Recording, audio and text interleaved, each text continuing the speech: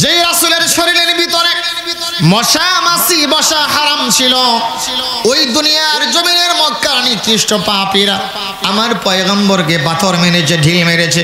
কখনো তো গালর গলার ভিতরে গামছা লাগায়া মদিনার অলিতে মক্কার অলিতে গলিতে টানা হেঁচড়া করেছে।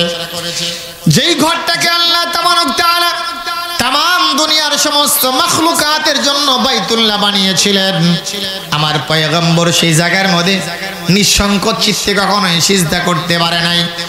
যখনই সিজদা করতে গিয়েছে, আর ওই কঠিন সময়ের মধ্যে মক্কার সমস্ত দুষ্ট দুষ্ট বালকেরা দূর থেকে উটের পচা নারী ভুঁড়িগুলো এনে আমার পয়গম্বরের মাথার উপরে তুলে দিয়েছে।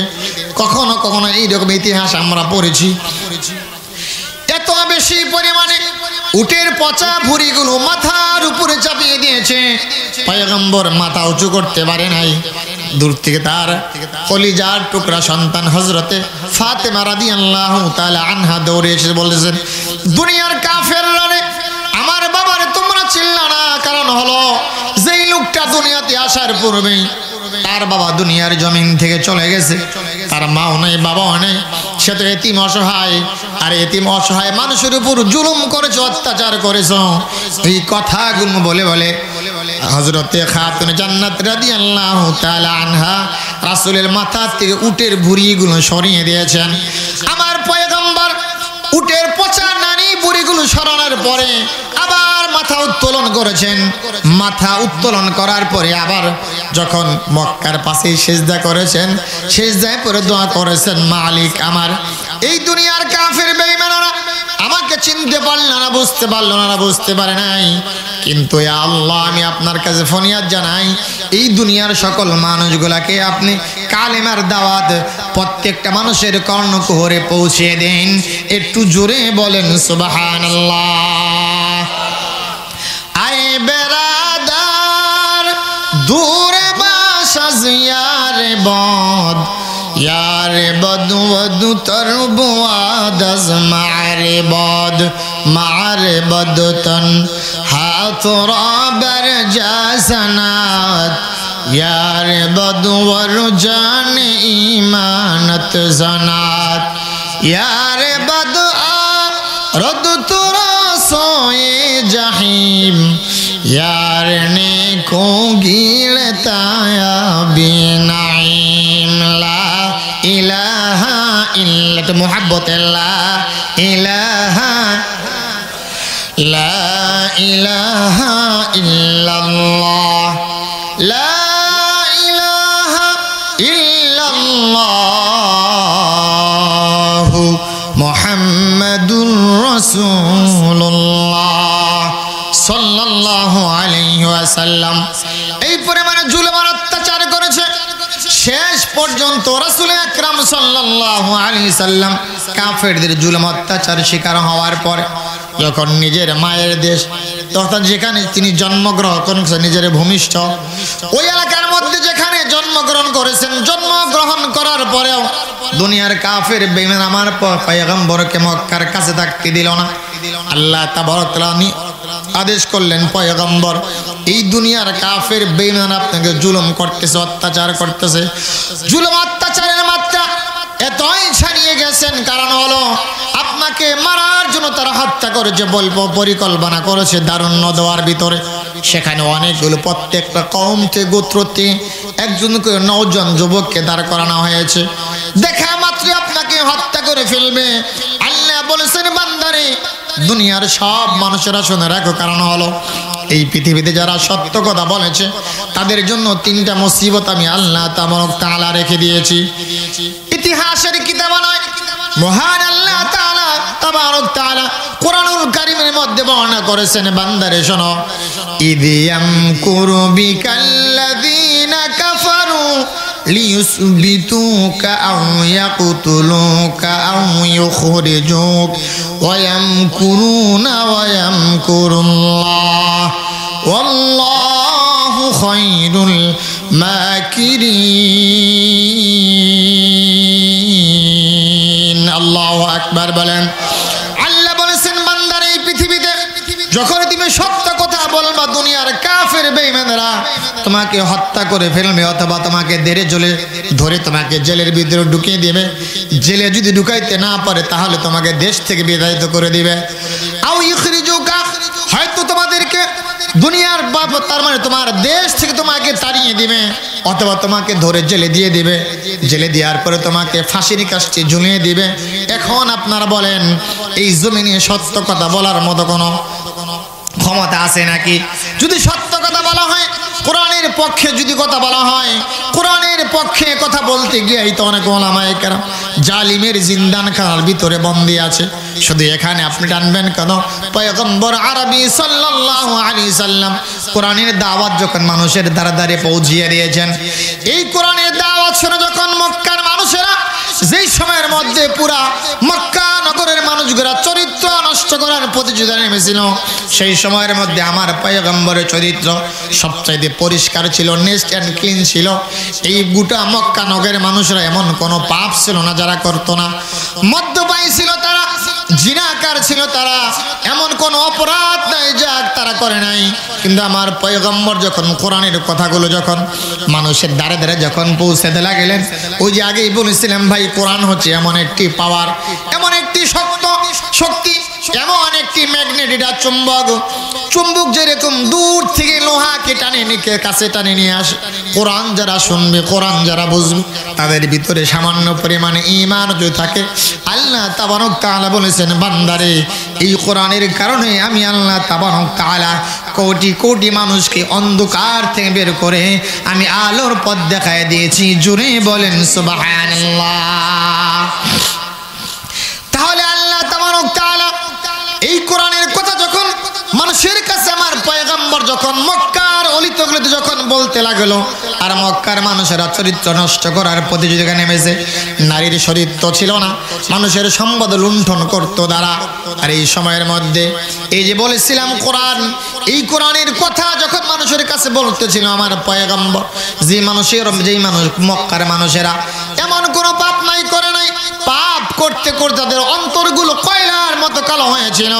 কিন্তু আপনি শুধু এতে মাত্র শুনে নেন, বুঝে নেন, এই কোরআন যে আলো, কোরআন যে মানুষ অন্ধকার থেকে আলোর পথে নিয়ে আসে, তার ব্যাখ্যা দিচ্ছি আমি।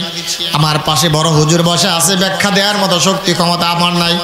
আল্লামা ইবনে কাসির রাহমাতুল্লাহি আলাইহি, কাজী সানাউল্লাহ পানিপতি রাহমাতুল্লাহি আলাইহি, আল্লামা ইমাম কুরতুবী রাহমাতুল্লাহি আলাইহি, এরকম যারা বিশিষ্ট মুফাসসিরিন যারা আছে তারা লিখেছেন, তারা বলেছেন, দুনিয়ার মানুষেরা রে শোনো, এই যে মানুষগুলো অপরাধ করতে করতে যাদের অন্তরগুলো কয়লার মতো কালো হয়েছিল, কয়লার মতো কালো অন্তরের মানুষগুলা যখনই আমার বন্ধুর মুখে যখন কোরআনের কথা যখন শুনেছে, কোরআনের কথা শোনার কারণে কয়লার মতো কালো অন্তরের মানুষগুলা আল্লাহ তাবারক তাআলা হীরার চাইতেও দামি বানিয়েছেন।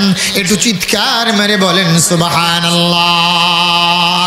हकीकत से तो दुनिया बेखबर है, दुनिया की नुमाइश पर नजर है, नमी गोयाम के आज दुनिया जुदा बाश, बाहर कारे के बाशी बा खुदा बाश, सिस्ते दुनिया आज खुदा गाफिल बुदान, नए कमाशून कुराहो फर जिंदो जान, ला इलाहा इल्लाल्लाह। একটু মুহাব্বতেল্লাহ।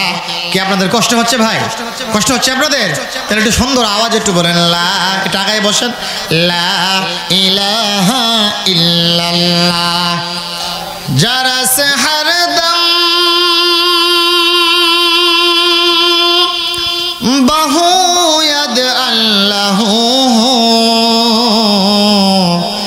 লাহু ইয়াদ টুনটুনা টুনটুনা টুটু জাওয়া হরদম এমে আয়ান কুটুটু কে দরমানা বাহু ইয়াদ আল্লাহু, কালিমা লা ইলাহা ইল্লাল্লাহ। লা আওয়াজে ভাই, একটু আওয়াজ দেন ভাই, একটু লা ইলাহা ইল্লাল্লাহ, লা ইলাহা ইল্লাল্লাহ,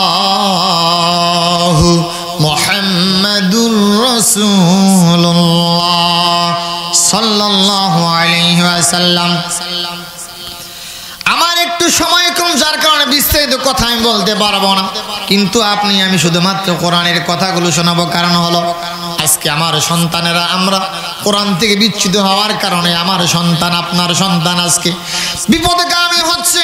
আমি পাগল হইলাম রে দুনিয়া, 92% মুসলমানের দেশে আমার সন্তান ট্রান্সজেন্ডার হচ্ছে, লিঙ্গ পরিবর্তন করছে, এক থেকে শরীবা হচ্ছে। এরকম করে যদি এই দেশের মধ্যে চলতে থাকে, কিছুদিন পরে দেশের মধ্যে পুরুষ খুঁজে পাওয়া অথবা নারী খুঁজে পাওয়া যাবে না। জিনা ব্যভিচার তখন গোটা দুনিয়াটা, বাংলার জমিনটা ছড়িয়ে পড়বে।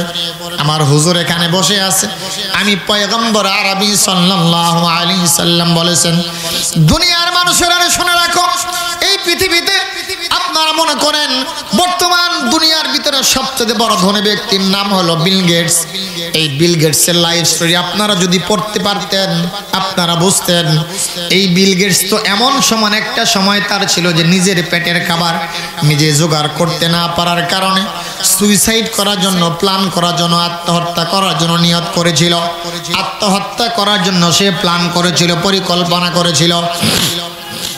কিন্তু আল্লাহ যে তাকে তামাম দুনিয়ার মধ্যে বড় ধনী বানাইবেন, এ মুসলমান ইমানদার ও পর্দার অন্তরালের মা, নতুন শাড়ি পরে স্বামীর ঘরে আসছো মা, এমন একদিন সময় হবে সাদা কাপড়ের প্যাকেট বানাইয়া কবরের দিকে নিয়ে যাওয়া হবে।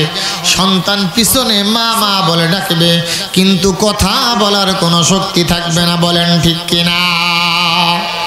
কিন্তু আমরা কবর পথের যাত্রী। ওই যে বিল গেটসের কথা বলতেছিলাম, বিল গেটস তামাম দুনিয়া না, যদি তামাম দুনিয়াটা যদি তার হাতের মধ্যে চলে আসে, আমি আপনাদেরকে প্রশ্ন করি, এই বিল গেটসকে যদি তামাম দুনিয়ার সমস্ত মালিকানা যদি দিয়ে দেওয়া হয়, আর লোকটা তো যেহেতু ঈমান নাই, আপনারা বলেন তামাম দুনিয়ার সকল সম্পদ দিয়াও কি জান্নাতের একটা ফুলের দাম হবে কিনা? বলেন আপনারা। কারণ হলো যার ঈমান নাই তার কিছুই নাই। কারণ হলো ঈমান ছাড়া মানুষ তো আল্লাহর কাছে কখনো এগুলো আল্লাহর গুণাবলী মানুষ বলে বিবেচিত হবে না। কিন্তু আল্লাহ রাব্বুল আলামিন বলেছেন, বান্দারে আমার পয়গম্বর পবিত্র জবানে বলেছেন, ইন্নাল মুমিনা লা ইয়ামানু কলবুহু ওয়া লা তাসকানু রাওআতুহু। পয়গম্বর বলেছেন যে মানুষেরা মুমিন বান্দা, ইমানদার বান্দাদের একটি বিষয় হলো, ইমানদার বান্দা রাতেও গুনাহ করতে পারে না, দিনেও করতে পারে না, প্রকাশ্যও করতে পারে না, গোপনেও করতে পারে না। কারণ হলো তাদের চিন্তা হলো আমি যেখানেই করি না কেন দুনিয়ার কেউ দেখলো না, আল্লাহ তাবারক তাআলা দেখবেন। আল্লাহ কিভাবে দেখেন? আল্লামা ইবনে কাসির রাহমাতুল্লাহি আলাইহি আল বিদায়া ওয়ান নিহায়া ইতিহাসের শ্রেষ্ঠ কিতাব দ্বিতীয় খণ্ডের মধ্যে লিখেছেন, আপনারা মনে করেন আমাবস্যার রাত্রিতে হলো 1 নম্বর প্রচন্ড অন্ধকার, আর সেই অন্ধকারের মধ্যে যদি একটি কালো পাথর রাখা হয়, কালো পাথরের মধ্যে যদি কালো পিঁপড়া পদচারণা করে, আল্লাহ বলেছেন বান্দা দুনিয়ার কেউ দেখবো না, কিন্তু আমি আল্লাহ তাবারক তাআলা, একে তো রাতের অন্ধকার, দ্বিতীয় নম্বর হলো কালো পাথরের অন্ধকার, 3 নম্বর হলো আবার সেই কালো পাথরের মধ্যে কালো পিঁপড়া পদচারণা করে, দুনিয়ার কেউ দেখে না, শোনে না, আমি আল্লাহ তাবারক তাআলা আরশ আজিম বসে বসে ওই পিঁপড়ার আওয়াজ, ওই পিঁপড়ার হাঁটার আওয়াজ আমি শুনতে পাই, আর যেভাবে হাঁটে আমি আল্লাহ রাব্বুল আলামিন ওখানে বসে বসে দেখতে পাই। একটু জোরে বলেন সুবহানাল্লাহ। মহান আল্লাহ তার ভাষায় বললেন, আর রহমানু আলাল আরশি ইস্তাওয়া লাহু মা ফিস সামাওয়াতি ওয়া মা ফিল আরদি ওয়া মা বাইনাহুমা ওয়া মা তাহতাস সারা। আল্লাহু আকবার। তাহলে যে আল্লাহ তাবারক তাআলা রাতের অন্ধকারে কালো পাথরের মধ্যে কালো পিঁপড়া যদি পদচারণা করে সেটাও যদি দেখতে পায়, রাতের বেলায় আমরা মানুষের সতীত্ব নষ্ট করেছি, রাতের বেলায় মানুষের সম্পদ জোর করে চুরি করে খেয়েছি, রাতের বেলায় বিচারক হয়ে আমি গ্রামের মাতাব্বর হয়ে বিচারক হয়ে বিচারটা বিক্রি করে দিয়েছি, দুনিয়ার কেউ দেখে নাই। আল্লাহ বলেছেন বান্দারে না না, আমি আল্লাহ তাবারক তাআলা তোমার সমস্ত কিছু দেখে ফেলেছি। কিয়ামতের কঠিন ময়দানে মিজানের পাল্লার সামনে যখন দাঁড়িয়ে যাবে, আল্লাহ বলতেছেন ইয়াউমা ইয়াকুমুন নাসু লিরাব্বিল আলামিন। যেই দিন সব মানুষগুলো দণ্ডায়মান হবে। দাঁড়িয়ে যাওয়ার পরে আল্লাহ তাবারক তাআলা কিতাবুম মারকুম, এটি চিহ্নিত ফলক আমলনামা ধরিয়ে দিবে। আর সেই দিন বান্দা আমলনামা দেখার পরে আফসোস করে বলবে, হায় এটা কেমন আমার আমলনামা, আমি তো জীবনে কোনোদিন চুরি করি নাই, মদ্যপান করি নাই, কিন্তু আমার ভোটে নির্বাচিত হয়ে যে ব্যক্তি মানুষের সম্পদ চুরি করে খেয়েছে, মানুষের সতীত্ব নষ্ট করেছে, মদ্যপায়ী ছিল, জিনাকার ছিল, তাকে তুমি সমর্থন দিয়া তুমি ক্ষমতার সিংহাসনে বসায় দিয়েছ। এই লোকটা যতদিন পর্যন্ত অপরাধ করবে, গুনাহ করবে, তার একটি অংশ তোমার আমলনামায় চলে যাবে। একটু চিৎকার মেরে বলেন নাউজুবিল্লাহ। কি হবে আমার? এই যে বলতে চেয়েছিলাম, আমি এখানে একটি কোরআনুল কারীমের আয়াত কারিমা তেলাওয়াত করেছি। মূল আলোচনা ফিরে যাব, যেহেতু আমার সময় একটু কম। আমার পিছনে একজন দার্শনিক আলোচক রয়েছেন, আপনারা তার মনোমুগ্ধকর চিত্তাকর্ষক এবং জ্ঞানগর্ভ আলোচনা আপনারা শুনবেন। কিন্তু তার আখ্যান দিয়ে কিছু কথা আমি আপনাদেরকে বলে যেতে চাই। যে বিষয়টা আল্লাহর কাছে বেশি অত্যন্ত জঘন্য মারাত্মক অপরাধ। পয়গম্বর আরবি সাল্লাল্লাহু আলাইহি সাল্লাম বলেছেন, দুনিয়ার মানুষেরা শোনো, একটা জাতিকে ধ্বংস করার জন্য তিনটা জিনিসের যদি প্রচলন হয় তাহলে ওই জাতি ধ্বংস হয়ে যাবে। পয়গম্বর বলেছেন, ইদা আরাদাল্লাহু কওমান হালাকান মা শাফিআ ওয়ার রিবা ওয়াজ জিনা। একটা জাতির মধ্যে যদি দুইটা গুনাহের সয়লাভ ঘটে, এক নম্বর হলো জাতিরা যদি জিনার মধ্যে যদি লিপ্ত হয়ে যায়। দ্বিতীয় নম্বর হলো যেই সমাজের মধ্যে, দেশের মধ্যে, রাষ্ট্রের মধ্যে জিনার প্রচলন হবে এবং সুদের প্রচলন যখন হয়ে যাবে, বাদ্যযন্ত্রের সয়লাভ যখন হয়ে যাবে, তখন ওই জাতিকে আল্লাহ তাবারক তাআলা এমনভাবে ধ্বংস করে দিয়ে দিবেন যেইভাবে আদ এবং সামুদ জাতিকে আল্লাহ ধ্বংস করে দিয়েছিলেন। জোরে বলেন নাউজুবিল্লাহ। কিন্তু কথাটা আপনারা বুঝেন, আমি কেন বোঝাতে চাইছিলাম, কারণ হলো আমার সন্তান স্কুলে পড়ে, ক্লাস 9-10-এ পড়ে, আমার সন্তান কোরআন পড়তে পারে না। আজকেও যদি আমার মরণ হয়, আমার সন্তান যখন চারবি হারায় করে যখন কবরে নিয়ে যাবে, আমার সন্তান আমার কবরের সামনে দাঁড়িয়ে, কবরের পাশে দাঁড়িয়ে কোরআন পড়তে পারবে না, আল্লাহর কাছে দোয়া করতে পারবে না, কোরআনের ভাষায় আল্লাহর কাছে কথা বলতে পারবে না। কিন্তু আমার সন্তান আমার কবরে তুই আসবে। কতদিন পরে আমার সন্তান কবরে যাবে, 3 মুষ্ঠ মাটি দিয়ে চলে আসে, কবরে কি হবে দুনিয়ার কেউ জানবে না। খবর শেষ হওয়ার পরে ময়দানে মহাশরে মিজানের পাল্লার সামনে দাঁড়িয়ে, সেই দিন তো কেউ কারো চিনবে না, সেদিন পিতাও কিন্তু পাপের বোঝা বহন করবে না, সেই দিন সন্তান পিতার পাপের বোঝা বহন করবে না, কোনো নেতা কোনো নেত্রী করা কারো পাপের বোঝা বহন করবে না। সেই দিন কি হবে আমার ইতিহাস থেকে তুলে আনা ছোট্ট একটি ঘটনা আমি আপনাদেরকে শুনিয়ে যাই, যেটা এখানে ওই আয়াতের ব্যাখ্যার মধ্যে লেখা হয়েছে। আল্লাহ তাবারক তাআলা বলেছেন, বান্দারে, ইয়া আইয়ুহাল্লাযীনা আমানু তাকুল্লাহা ওয়াল তানজুরু নাফসুম মা কদ্দামাত লিগাদিন ওয়াত্তাকুল্লাহ ইন্নাল্লাহা খাবীরুম বিমা তা'মালুন। আল্লাহু আকবার বলেন। আল্লাহ বলেছেন, বান্দারে, এই পৃথিবীতে যারা আল্লাহকে ভয় করতে চায় তাদের জন্য তাদের চিন্তা করা উচিত। ইমানদার মুমিন বান্দা যারা, তাদের ভেবে দেখা উচিত, তাদের চিন্তা করা উচিত আগামী কালের জন্য সে কি প্রেরণ করেছে। আয়াতের ব্যাখ্যায় মুফাসসিরিন কিরাম লিখেছেন, আগামীকাল বলতে এখানে কবরকে সম্বোধন করা হয়েছে। আজকে যদি আমার মরণ হয়, আমার কবরে তো কেউ যাবে না, ওই কবরে আমার কি সঙ্গী হবে? ঈমান ছাড়া, আমল ছাড়া কোনো কিছুই সঙ্গী হবে না। ছোট্ট একটি ঘটনা আমি আপনাদেরকে শোনাই, সেটা হলো আমিরুল মুমিনিন, যাকে সাহিবুর রায় বলা হয়। আমিরুল মুমিনিন খলিফাতুল মুসলিম হযরত ওমর ফারুক রাদিয়াল্লাহু তাআলা আনহু যখন খলিফা নির্বাচিত হলেন, খলিফা নির্বাচিত হওয়ার পরে উনি যখন রাতের বেলা ঈশার নামাজ পড়েছেন, ঈশার নামাজ শেষ করে উনি শুধুমাত্র ঘুমের বিছানায় চলে যেতেন না। ঘুমের করে না যে খলিফাতুল মুসলিম মনে মনে চিন্তা করতেন, আমি তো রাজ্য শাসনের ভার আমার উপর পড়েছে, আমি তো মানুষ তো দূরের কথা, ওই ফরাতের প্রান্তরেও যদি একটি কুকুর, বিড়াল, শ্রীগাল যদি না খেয়ে মারা যায়, আর তারা যদি কিয়ামতের কঠিন ময়দানে আমি ওমরের বিরুদ্ধে একনিষ্ঠ যদি কমপ্লেন করে আল্লাহর আদালতে, আর সেটা যদি অ্যাকসেপ্টেড হয়, যদি গ্রহণীয় হয়, আমি ওমরের কি হবে কিয়ামতের কঠিন ময়দানে? কে আমাকে পার করে দিবে? সেই দিন তো কেউ কারো পাপের বোঝা নেবে না, সেই দিন তো কেউ কারো উপকারে আসবে না। কোটি টাকার মালিকও যদি হও, সেই দিন কোনো বেচা কেনা হবে না।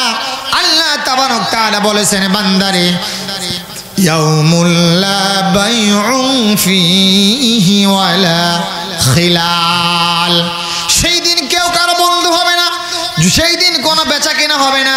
কোটি টাকার মালিকও যদি হন, তামাম দুনিয়াও যদি আপনার হাতের মুঠো তুলে দেওয়া হয়, সেই দিন এক জাররা পরিমাণ ঈমানের কারণে, একটা নেকের কারণে কোনো বান্দা দুনিয়া কিনতে যাবে না। সেই দিন কি হবে?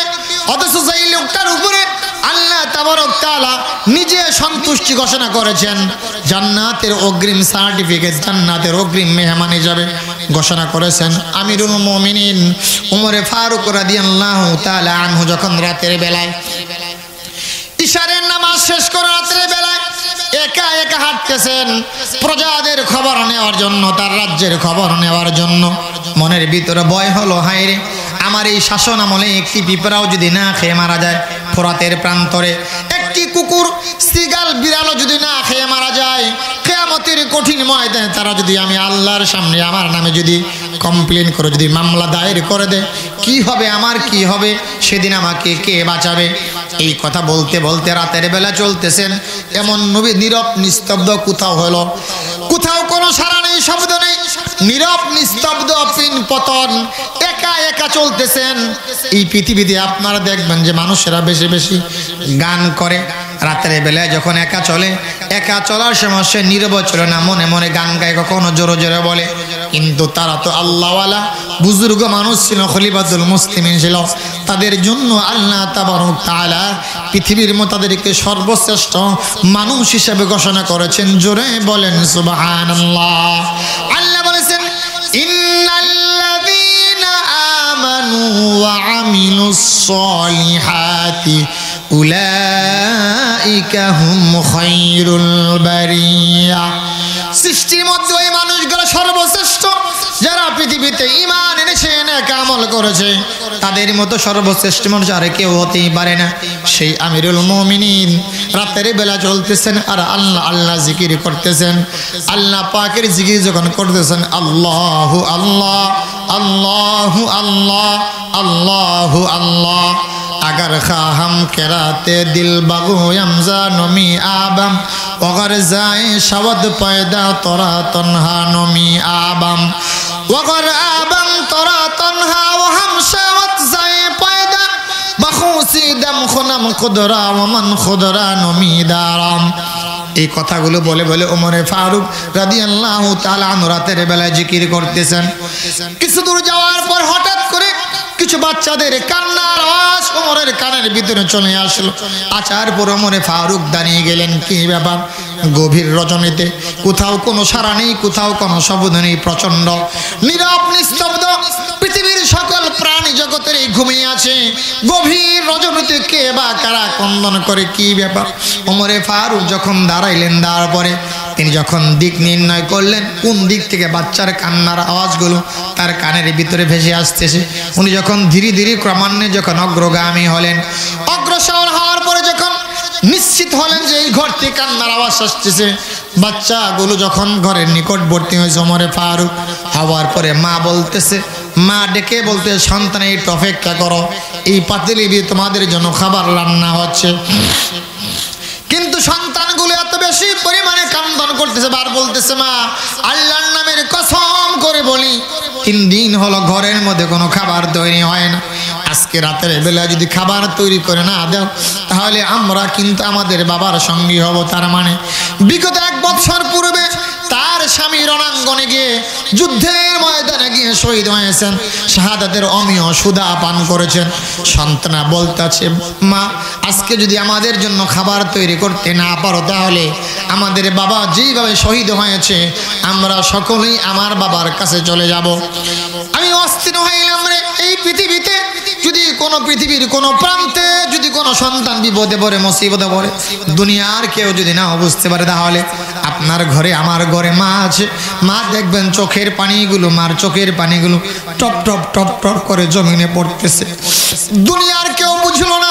মায়েরা যায় না মাঝে দাঁড়িয়ে, মা তার কাপড়ের আঁচলটা ছেড়ে দিয়ে বলে, আল্লাহ, এই পৃথিবীতে আমার জীবনের বিনিময় আমার সন্তান পৃথিবীর কোন প্রান্তে বিপদে পড়েছে, ও মা, ও বাবা, আমার আল্লাহ, তুমি আমার সন্তানকে আমার কাছে ফিরিয়ে দাও। দুনিয়ার কেউ কাঁদলো না, যায় না মাঝে দাঁড়িয়ে আমার মার চোখের পানিগুলো আমার জন্য টপ টপ করে জমিনে পড়তেছে। বলেন কথা ঠিক কিনা? পৃথিবীর কোন প্রান্তে যদি সন্তান বিপদে পড়ে, মুসিবতে পড়ে, বাবা ডুকরে ডুকরে কান্দে, দুনিয়ার কাউকে বুঝতে না, বাবার কলিজার ভিতরে বড় প্রচন্ড মায়া, প্রচন্ড ব্যথার বলে, আল্লাহ, আমার সন্তান পৃথিবীর কোন প্রান্তে বিপদে পড়েছে। আল্লাহ, দুনিয়া চাই না, সম্পদ চাই না, কিছুই চাই না, বাড়ি চাই না, গাড়ি চাই না, ল্যান্ড প্রপার্টি, মিল ইন্ডাস্ট্রি, কিছুই আমি চাই না। আল্লাহ, দুনিয়ার সবার সকল সম্পদের বিনিময় আল্লাহ তুমি আমার সন্তানকে আমার কাছে ফিরিয়ে দাও। জোরে বলেন সুবহানাল্লাহ। ওমরে ফারুক রাদিয়াল্লাহু তাআলা আনহু ঘরের পাশে দাঁড়িয়ে আছে, সন্তানগুলো বলতেছে, মা, আজকে যদি খাবার তৈরি না করো তাহলে রাতের ভিতরে আমরা মরে যাব। এখন আপনারা বুঝেন, 3 দিন ধরে ঘরের ভিতরে কোনো খাবার তৈরি হয় না। মার কলিজার ভিতরে প্রচন্ড ব্যথা, মনের ভিতরে অনেক রাগ আর কষ্ট, বারাক্রান্তরি দিয়ে বলতেছেন, বাবারা, তোমরা একটু অপেক্ষা করো। সন্তানকে অপেক্ষা করার কথা বলে, পাতিলকে তাক করে বলে, পাতিল রে, আল্লাহর হুকুমে তোমার ভিতরে পানি আছে আর কিছু পাথর আছে, আর এরকম নাড়াচাড়া করতেছে। পানি আর পাথরগুলো নাড়াচাড়া করার কারণে মা চোখের পানি ছেড়ে দিয়ে বলে, আল্লাহ, ও পাতিল, তোমার ভিতরে যা আছে তুমি আল্লাহর হুকুমে সব খাবার হয়ে যাও।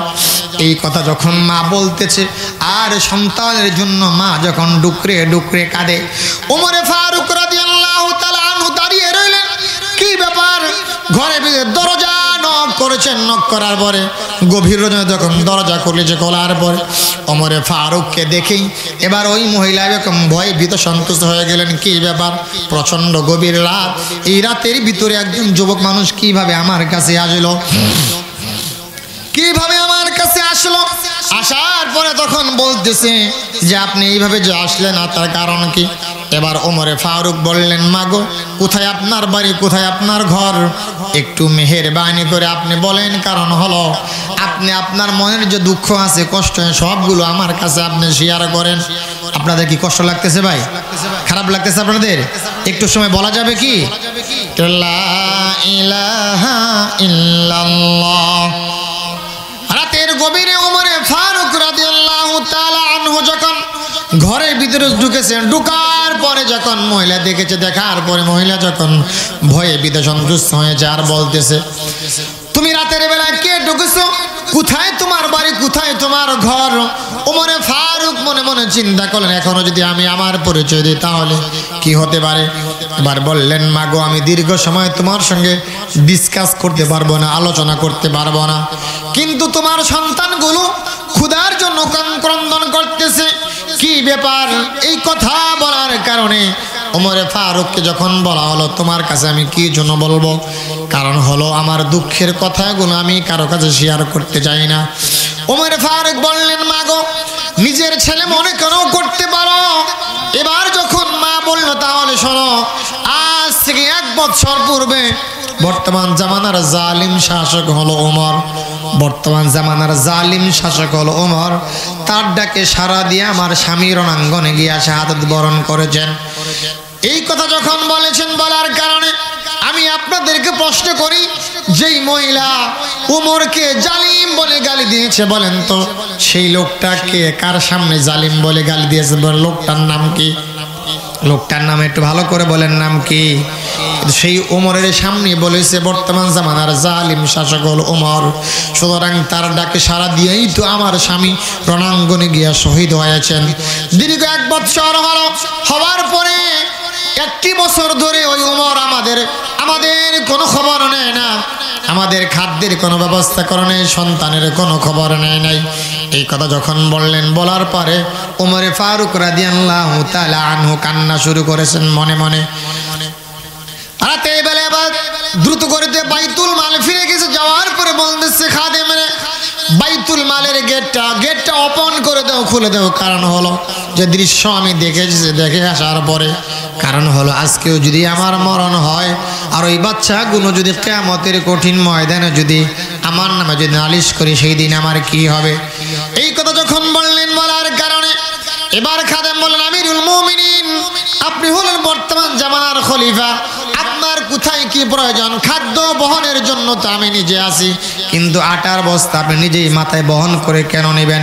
আপনি আমাকে আমার মাথায় উঠিয়ে দেন, যেইখানে বলবেন সেইখানে আমি আমার খাদ্যের বস্তাটা পৌঁছায় দিব। ওমর ফারুক বললেন, খাদেম রে, বুঝতে পারো নাই যে দৃশ্য আমি দেখে এসেছি, আল্লাহর নামের কসম করে বলি, দুনিয়ার কেউ এই কাজ করলে আমার মনের ভিতরে তিক্ততা আসবে না, শান্তি তৃপ্তি আসবে না। এই কথা যখন বললেন, বলার কারণে এবার যখন বারবার বলে না, একটা খাদ্যের বস্তা মাথায় উঠিয়ে দাও, খাদেম কিছুতে রাজি হলো না। এবার ওমর ফারুক বললেন, একটি শর্তে তোমাকে খাদ্যের বোঝা তো মাথা দিতে পারি, সেটা হলো কিয়ামতের কঠিন ময়দানে যদি আল্লাহ আমার কাঁধে যদি পাপের বোঝা বহন করে, সেই দিন তুমি কি আমার পাপের বোঝা বহন করবা নাকি? এই কথা যখন বলছেন, বলার কারণে এবার খাদেম যখন মাথা নিচু করে দিয়েছে, মাথা নিচু করার পরে ওমর ফারুক কেঁদে বললেন, খাদেম রে, বুঝতে পেরেছি দুনিয়ার জমিনে ভালোবাসতে চাও, মহব্বত করতে চাও, কিয়ামতের কঠিন ময়দানে পাপের বোঝা বহন করতে চাও না।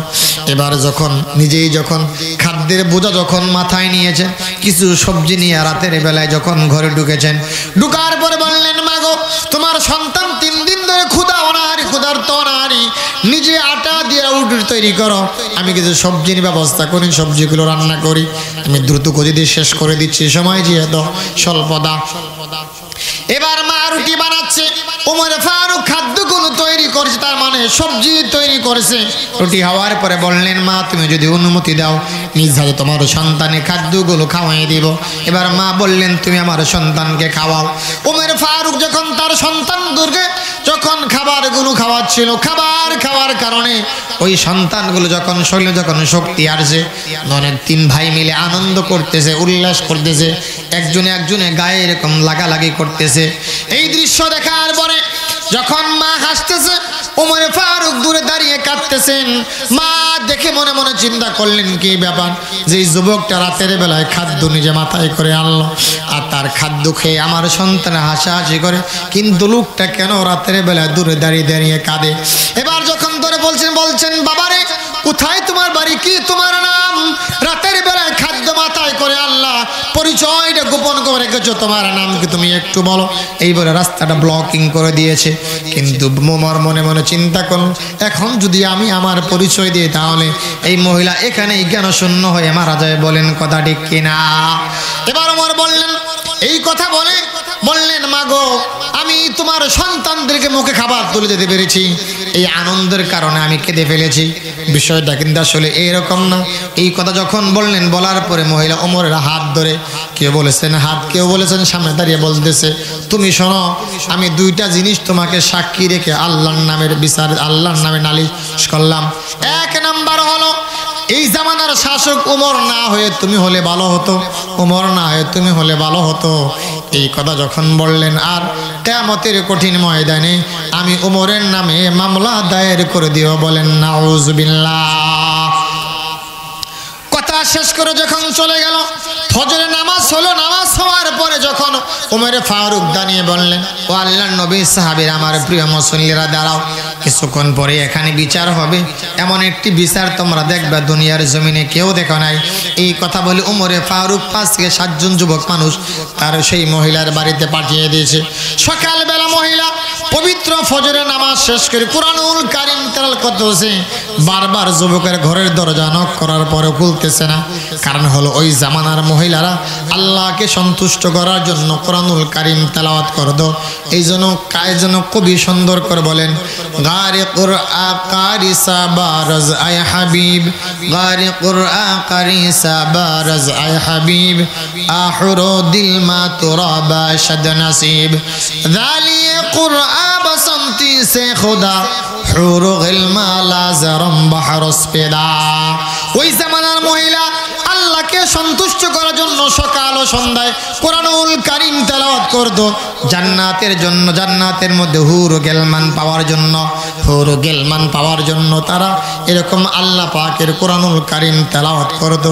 এখনকার মা বোনরা তো কোরআন পড়তেও পারো না, পড়েও না। এবার যখন বারবার নক করার পরে যখন খোলার পরে যখন 5 থেকে 7 জন যুবক দেখার পরে যখন মহিলা ভয় পেল আর মনে মনে চিন্তা করলো, রাতের বেলায় যেই যুবকের কাছে ওমরের কথা বলেছিলাম সেই যুবক হয়তো গিয়া ওমরের কাছে বলে দিয়েছে, আর ওমর এই জন্য 5 থেকে 7 জন যুবক গুন্ডা পাঠিয়ে দিয়েছে আমাকে ধরে নেওয়ার জন্য। যখন চলার পরে মহিলা এক পা হাঁটে আর মনে মনে কন্দন করে বলে, আল্লাহ এই জালিম ওমরের শাসন আমলেই তো আমার স্বামী তার ডাকে সারা দিয়ে অনাঙ্গনে শহীদ হয়েছে। আজকে তার দরবারে যাওয়ার পর আমার সন্তানগুলো হত্যা করে ফেলবে। আল্লাহ তুমি আমার চোখের সামনে আমার সন্তানদেরকে হত্যা করিও না। এবার যখন শেষ করে দিচ্ছি, এবার যখন ওমরের রাজপথ যখন গিয়েছেন, যাওয়া পৌঁছানোর পরে এবার মহিলা মনে মনে চিন্তা করলো, দেখি তো এই জালিম ওমরকে কেমন দেখা যায়। এ করে একটু যখন চোখটা বাঁকা করেছেন, বাঁকা করে দেখে সিংহাসনের মধ্যে যেই লোকটার কাছে রাতের বেলা ওমরের বিষয়ে সমালোচনা করেছে সেই লোকটা ওমরের সিংহাসনে বসে আছে। জোরে বলেন সুবহানাল্লাহ। এদিকে ওমর ফারুক যখন গোলামকে বললেন, গোলাম রে তুমি একটু নিজ হাতে গিয়া 12 থেকে 14টা কাঁচা খেজুরের ডাল কাটা তুমি কেটে আনো। এবার যখন আসার পরে এবার যখন দৃশ্য চায় যে মহিলা দেখে যে সেই লোকটা বসে আছে, এবার বলতেছে তুমি কি সেই যুবক নাকি? এই কথা যখন বললেন, বলার পরে যখন এই মাকে দেখার পর ওমরে ফারুক রাদিয়াল্লাহু তাআলা আনহু গায়ের থেকে তার একটা জামাগুলো খুলতেছেন। বলেন সুবহানাল্লাহ। জামা খোলার পরে যখন তার খাদেম আসলো, আসার পরে খাদেমের হাতে 10 থেকে 12টা কাঁচা খেজুরের ডাল যখন আসার পরে বললেন, মাগো এই যে তোমার হাতে এই কাঁচা খেজুরের ডালগুলো নাও, আমি আল্লাহর নামের কসম করে বলি মা, দীর্ঘ 1 বছর পূর্বে আমার ডাকে সারা দিয়া তোমার স্বামী শহীদ হয়েছে, 3 দিন পর্যন্ত তোমার সন্তান না খেয়েছিল। মাগো আমার কিছু চাওয়ার নাই, 1 বছর স্বামীর জন্য যেই পরিমাণে চোখের পানি ঝরিয়েছ, তোমার সন্তান 3 দিন না খেয়ে থাকার কারণে ক্ষুধার যন্ত্রণায় ক্রন্দন করে যেই পরিমাণে পানি ঝরিয়েছ, আমার গার মধ্যে তোমার হাতের যত শক্তি আছে সকল শক্তিগুলো তুমি দিয়ে এই কাঁচা খেজুরের ডাল দিকে আমাকে আঘাত করো। আঘাত করতে করতে স্বামীর জন্য সন্তানের চোখ থেকে যেই পরিমাণে পানি তুমি ঝরিয়েছো, তোমার সন্তানা ঝরিয়েছে ক্ষুধার যন্ত্রণায়, তুমি যেই পরিমাণে পানি তোমার চোখ থেকে স্বামীর জন্য ঝরিয়েছো, আঘাত করে করে আমার এই শরীর থেকে রক্তগুলো বের করে দাও। তারপরেও কিয়ামতের কঠিন ময়দানে আল্লাহর কাছে আমার বিরুদ্ধে মামলা দায়ের করো না। জোরে বলেন সুবহানাল্লাহ। ইয়া ইলাহি মিকুনাদ শামসু কমার, ইয়া ইলাহি মিকুনাদ শাজরু হাজার, ইয়া ইলাহি মিকুনাদ হারদু আসমা, ইয়া ইলাহি মিকুনাদ জাওরু হাওয়া। আল্লাহু আকবার। তাহলে কি পরিমাণ আল্লাহ পাকের ভয় ছিল? কারণ হলো আমিও তো মরবো, মরার পরে আমার তো কবরের সামনে যেতে হবে, কবর পাড়ি দিয়ে মিজান পুরুষের যেতে হবে। সেই দিন কি আমাকে বাঁচাবে? সেই দিন আমার ঈমান আমাকে বাঁচাবে, নেক আমল আমাকে বাঁচাবে। এই জন্য ভাই বলতেছিলাম, সেই দিন তো আমার বন্ধু আমার সঙ্গী হবে না, আমার সন্তান তো আমার পাপের বোঝা বহন করবে না, আমার নেতা আমার নেতৃত্ব কিছু বহন করবে না, কিন্তু আল্লাহ পাকের ঘর আমি আমার জীবদ্দশা যা করে যাব সেটাই আমার কবরের সঙ্গী হবে, সেটাই আমার মিজানের সঙ্গী হবে, সেটা আমার ময়দান মুহাশরের সঙ্গী হবে, এবং সেটা আমাকে জান্নাতের পথ দেখায় দিবে। এই জন্য ভাই দীর্ঘক্ষণ আলোচনা শোনার পরে এমন কোনো ভাই কোনো বন্ধু আছেন নাকি কিয়ামতের কঠিন ময়দানে কোনো মানুষের সহযোগিতা নেয়নি আল্লাহ পাকের ঘরের জন্য, এই ঘরকে মজবুত করার জন্য, এই ঘরের অনেক কাজ করার জন্য কোন আল্লাহর কোন বান্দা আছেন? কি পরিমাণে এমন কোনো বান্দা দেখতে চাই আল্লাহর ঘরের জন্য, আল্লাহকে সন্তুষ্ট করার জন্য এমন কোনো ভাই কোনো বন্ধু আছেন নাকি 10,000 টাকা আল্লাহর ঘরে দান করবেন? এমন কোনো ভাই কোনো বন্ধু আছেন? সর্বপ্রথম এমন কোনো ভাই আছেন, বন্ধু আছেন যে আমানুত্তাকুল্লাহ, আমি তো আল্লাহর জন্য ভয় করি, আল্লাহকে ভয় করতেছি আমি, সুতরাং আমার যদি মরণ হয় আগামীকালের জন্য আমি কি প্রেরণ করবো? আমার তো কিছুই যাবে না, যাবে আমার নেক আমল। আল্লাহর